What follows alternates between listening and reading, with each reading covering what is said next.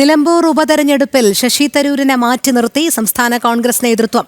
Operation സിന്ദൂറിന്റെ ഭാഗമായി വിദേശ പര്യടന സംഘത്തെ നയിച്ച തരൂർ സ്വീകരിച്ച നിലപാടിലെ അതൃപ്തിയാണ് മാറ്റി നിർത്തലിനു പിന്നിലെന്നാണ് ആരോപണം. അതേസമയം മത തീവ്രവാദ സംഘടനകളുമായി കൂട്ടുകൂടുന്ന കോൺഗ്രസ് നേതൃത്വത്തിന് രാജ്യ താൽപര്യം മുൻനിർത്തുന്ന വ്യക്തികളെ ഉൾക്കൊള്ളാൻ കഴിയില്ലെന്ന് ബി.ജെ.പി. നേതാവ് പി.കെ. കൃഷ്ണദാസ് പറഞ്ഞു.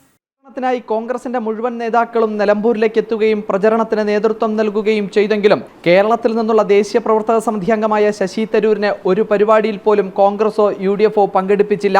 ഓപ്പറേഷൻ സിന്ദൂറിന്റെ ഭാഗമായി നടത്തിയ വിദേശ പര്യടനത്തിൽ രാജ്യ താൽപര്യം മുൻനിർത്തി തരൂർ നടത്തിയ പ്രതികരണങ്ങളുടെ ഭാഗമായിട്ടാണ് തരൂരിനെ ഒഴിവാക്കിയതെന്നാണ് ആരോപണം.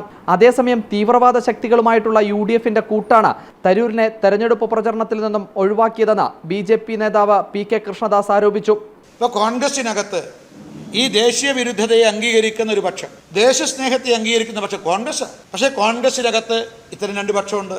ശശി തരൂര് ഞങ്ങൾ മനസ്സിലാക്കുന്നത് ഈ രാഷ്ട്രീയത്തിനപ്പുറത്ത് രാഷ്ട്രത്തെ കാണുന്നു എന്നുള്ളതാണ്. അവിടെ ശശി തരൂരിനെ, അത് ദേശസ്നേഹത്തിൻ്റെ നിലപാട് ഉയർത്തിപ്പിടിക്കുന്ന കോൺഗ്രസിനകത്തുള്ള നേതാക്കന്മാരെ അവർ പ്രചരണ രംഗത്ത് മാറ്റി നിർത്തിയിരിക്കുന്നു.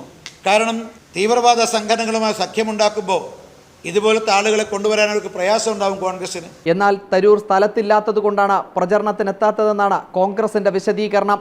അദ്ദേഹം വിദേശത്തായിരുന്നു, അത് കഴിഞ്ഞ് വീണ്ടും അദ്ദേഹം വിദേശത്ത് പോയി എന്നാണ് എനിക്കറിയാൻ കഴിഞ്ഞത്. എല്ലാവരെയും ഉൾപ്പെടുത്തിക്കൊണ്ട് തന്നെയായിരുന്നു തെരഞ്ഞെടുപ്പ് പ്രചരണം മുന്നോട്ട് പോയത്. ശശി തരൂർ തീർച്ചയായും സ്ഥലത്തുണ്ടായിരുന്നു, അദ്ദേഹം വന്നതിനാണ് എൻ്റെ വിശ്വാസം. അദ്ദേഹം വിദേശത്തായിരുന്നല്ലോ, മറ്റേ ടീമിൻ്റെ ചുമതലയായിട്ട് അദ്ദേഹം വെളിയിലായിരുന്നു. അത് കഴിഞ്ഞ് വീണ്ടും അദ്ദേഹം ലണ്ടനിൽ പോയെന്നാണ് അറിഞ്ഞത്. അദ്ദേഹം ഉണ്ടായിരുന്നെങ്കിൽ തീർച്ചയായിട്ടും അദ്ദേഹം വന്നേനെ, അതിനൊന്നും ഒരു സംശയവുമില്ല. ഞങ്ങളെല്ലാവരും ഒറ്റക്കെട്ടായിട്ടാണ്, ഒരു മനസ്സോടെയാണ് അവിടെ പ്രവർത്തിച്ചിട്ടുള്ളത്. UDFന് വളരെ അനുകൂലമായ സാഹചര്യമാണ് ഇന്ന് നിലമ്പൂരിൽ കാണാൻ കഴിയുന്നത്. അഖിൽ പാലോട്ടുമഠം, ജനം, തിരുവനന്തപുരം.